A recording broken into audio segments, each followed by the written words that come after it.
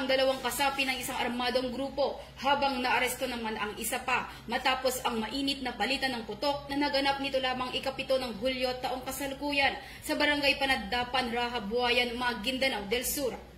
Kinilala ni Police Captain R.G. Yana, Chief of Police ng Rahabuayan Municipal Police Station, ang mga sangkot na sina alias Nur, Musa at alias Aris na pawang residente ng naturang lugar. Agad namang rumisponde ang mga operatiba ng pulisya at militar matapos makatanggap ng tawag hinggil sa insidente ng barilan. Pagdating sa lugar, nadatnan ng mga otoridad ang 3 suspek na armado dahilan upang magkaroon ng sagupaan. 2 sa kanila ang nasugatan habang si alias Nur ay agad na naaresto at kasalukuyang ginagamot naman sa ospital ang 2 sugatang suspek. Ayon sa investigasyon, ang pinagmulan ng insidente ay isang rido o alitan ng pamilya.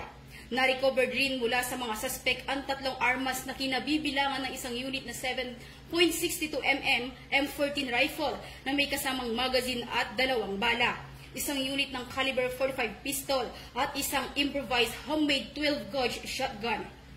Patuloy ang sinasawang investigasyon ng kapulisan upang alamin ang buong detalye ng insidente at matukoy ang iba pang posibleng sangkot. Mula rito sa rehiyon ng Bangsamoro, ako ang inyong Police News Network Correspondent, Patrolwoman Veronica Lagi, alagad ng batas, taga-taguyod ng Balitang Pulis.